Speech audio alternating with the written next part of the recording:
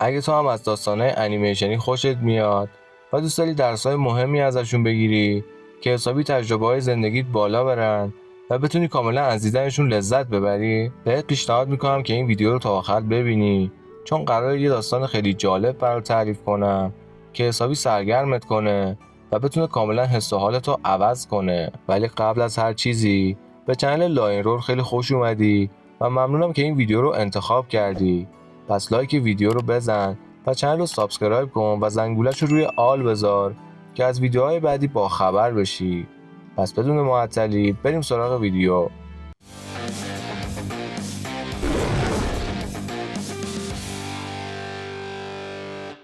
روزگاری مردی بود که یه دختر باهوش داشت و این مرد یه روز تصمیم میگیره که با یکی از دوستاش به یه سفر بره و دوست این مرد یه گاری دستی داشت که میخواست به همراه اون گاری سفر کنه و اون یکی مرد به همراه دخترش تصمیم میگیره که با اسب شروع به حرکت کنه. ولی اونا توی راه به تاریکی میخورن، پس تصمیم میگیرن که شبا همونجا بخوابن. ولی روز بعدش اون مرد که گاری داشت یه کره اسب زیر گاریش میبینه و با خوشحالی به دوستش میگه که این گاری برای من یه کره اسب به دنیا آورده. بعدش مرد با تعجب به دوستش نگاه میکنه و بهش میگه که تو میدونستی اسب من بار داره، پس چرا داری این حرفا رو تحویل من میدی؟ و در نهایت بحث اونا به قدری طولانی میشه که تصمیم میگیرن پیش قاضی برن تا بتونن یه راه چاره پیدا کنن. بعدش قاضی شروع به صحبت با اون دو نفر میکنه و ازشون میخواد که به 3 سوال جواب بدن. سوال اول: قوی ترین و سریع ترین چیز توی دنیا چیه؟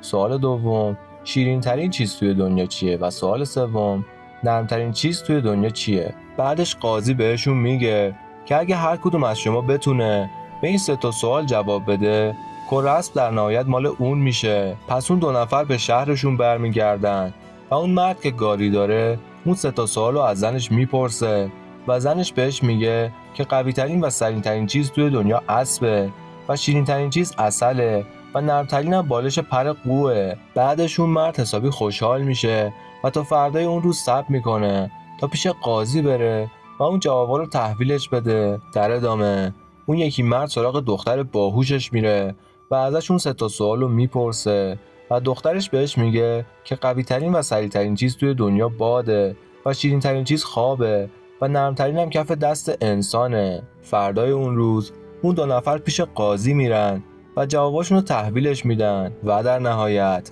قاضی جوابای مردی که اسب مال اون بوده رو تایید میکنه و ازش میپرسه که این جوابا رو کی به تو تحویل داده. بعدش مرد به قاضی میگه که من دختر خیلی باهوشی دارم و جوابا رو از اون پرسیدم. و بعد از اون قاضی به اون مرد 5 تا تخم مرغ میده و به مرد میگه که دخترت اگه واقعا باهوشه باید این تخم مرغا رو فردا به جوجه تبدیل کنه و همشون رو برای من به اینجا بیاره. بعدش مرد با قصه تخم مرغا رو پیش دخترش میبره و کل داستان رو براش تعریف میکنه و در نهایت دخترش با خنده به پدرش میگه که فردا با هم پیش اون قاضی میریم و کره اسبمون رو به راحتی پس میگیریم. فردای اون روز اونا پیش قاضی میرن و قاضی از اون دختر میپرسه که تونستی اون تخم مرغا رو به جوجه تبدیل کنی؟ بعدش دختر به قاضی میگه که من اون تخم مرغا رو یه شبه هم به جوجه تبدیل کردم و هم اونا رو بزرگشون کردم و بعد از اون همشون پرواز کردن و دیگه هیچ وقت پیش من برنگشتن. بعدش قاضی با تعجب از دختر میپرسه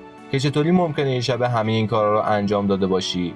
و دختر همون لحظه به قاضی میگه که چطور میشه تخم مرغا رو یه شبه به جوجه تبدیل کرد ولی نمیشه توی همون شب اونا رو بزرگ کرد. و در ادامه میگه چطوری گاری دستی کره اسب به دنیا میاره ولی جوجه های من یه شبه بزرگ نمیشن. بعدش قاضی با شنیدن این حرفا متوجه میشه که نمیتونه اون دختر رو گول بزنه، پس تصمیم میگیره که کره اسب رو به اون مرد تحویل بده و داستان همینجا به پایان میرسه. و نکته اخلاقی این داستان اینه که با دروغ گفتن نمیشه حقیقت رو برای همیشه پنهان کرد. خب اینم از یه داستان انیمیشنی جذاب. بعد دیدن ویدیو ممنون میشم که با لایک و سابسکرایب از چنل لاین رول حمایت کنی و اگه از اینجور ویدیوها خوشت میاد کافیه توی کامنت ها نظرتو بهم بگی تا بازم از این داستانهای جالب برات تعریف کنم. پس تا ویدیوهای بعدی، بدرود.